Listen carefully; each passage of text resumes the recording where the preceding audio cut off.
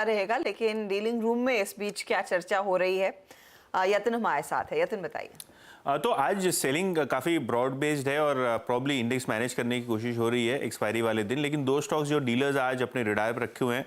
सबसे पहले एक्साइड, यहाँ बीटीएसटी की ट्रेड जो है डीलर्स अपने क्लाइंट्स को सुझा रहे हैं। स्टॉक में मोमेंटम है तो डीलर्स कहीं ना कहीं मोमेंटम चेज कर रहे हैं।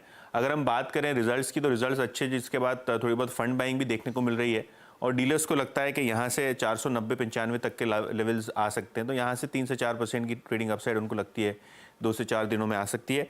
इसके अलावा एक्सिस बैंक, यहाँ एफआईएस काफ़ी खरीदारी कर रहे हैं, डीलर्स डिप्स पे खरीदारी की सलाह यहाँ दे रहे हैं। और ओवरऑल आज देखें तो निफ्टी बैंक लाल निशान में, लेकिन ये स्टॉक होल्ड आउट कर रहा है। डीलर्स को लगता है कि यहाँ आपको 30 से 40 रुपए का पोजिशनल अपसाइड देखने को मिल सकता है। तो एक्सिस बैंक और एक्साइड, ये दो स्टॉक्स हैं डीलर्स की खरीदारी रेडार पे आज। ओके, एक्सिस बैंक और एक्साइड, देखिए डीलर्स की तरफ से भी खरीदारी की सलाह आ रही है। चलिए अब बीटीएसटी एसटीबीटी कॉल से शुरू करते हैं। गाबा सर बताइए, बाय या सेल?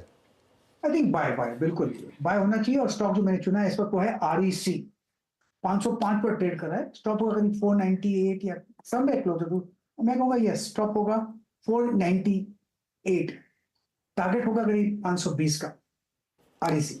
ओके, बिजर्क रियली दोनों स्टॉक्स आरईसी पीएफसी ऑलमोस्ट 10% की रैली अब यहाँ पर दोनों स्टॉक्स में। सुबह यतिन ने एक इंडिकेशन दिया था कि यहाँ पर काफ़ी ज़बरदस्त बाइंग है आज, लेकिन इस तरीके की बाइंग होगी 10% आरईसी भाग जाएगा, ये शायद किसी ने नहीं सोचा होगा।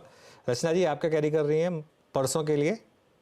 जी, मेरा एसटीबीटी है एचसीएल टेक के फ्यूचर्स में, और यहाँ पे 1360 के करीब का लेवल है, तो 1330 का हम टारगेट रखेंगे और इसको शॉर्ट करेंगे। 10 रुपए का एसएल लगाएंगे, 1370 पे एसएल और 1330 का टारगेट। 1330 के लिए एक शॉर्ट का ट्रेड रचना जी दे रही है। मानस, आपका ट्रेड क्या रहेगा? हर्षदा जी, जुबिलेंट फूड के फ्यूचर में खरीदारी करने की राय रहेगी। जुबिलेंट फूड में आज पहला दिन था रिवर्सल का, और जिस तरह के वॉल्यूम देखने को मिले हैं और स्टॉक ने अपने 50 डे मूविंग एवरेज को ब्रीच किया है, उसको देख के लग रहा है कि कम से कम 100 डे मूविंग एवरेज तो टेस्ट हो सकते हैं। तो करंट लेवल्स पे खरीदारी करेंगे जुबिलेंट फूड के फ्यूचर में।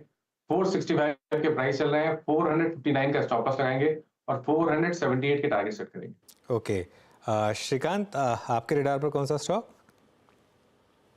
बिल्कुल। तो अनुज देखिए, मुझे लगता है कि यहाँ पे स्टेट बैंक ऑफ इंडिया ये एक ऐसा स्टॉक है जो काफी लेस रिएक्टेड स्टॉक है, रिलेटिवली आउट परफॉर्मिंग स्टॉक है।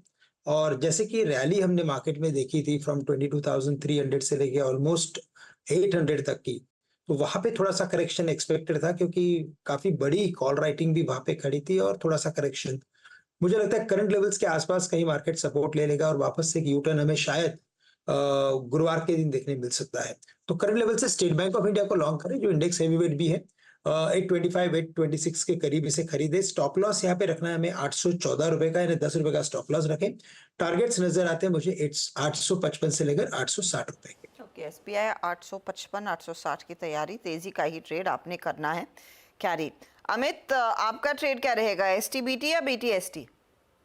जी, मैं बीटीएसटी, मैं अशोक लेलैंड लेना चाहता हूँ। अशोक लेलैंड अगर आप देखें तो पिछले यहाँ पे एक 7 महीने का एक कंसोलिडेशन का ब्रेकआउट हुआ है। स्टॉक पिछले 7 महीने से एक रेंज 160 और 185 की रेंज में कंसोलिडेट कर रहा था। आज इसमें जो शानदार ब्रेकआउट हुआ, that is supported by volumes. परसों के सत्र में भी हमने देखा कि काफी हैवी डिलीवरी वॉल्यूम्स थे। तो इस रेंज के ब्रेकआउट को मैं प्ले करना चाहता हूँ। 192.60 का प्राइस है, टारगेट्स रहेंगे 198-200 के और स्टॉप लॉस रखूंगा 189 का। ओके, तो ये बाय साइड का ट्रेड अशोक लेलैंड में आता हुआ, तो 200 के ऊपर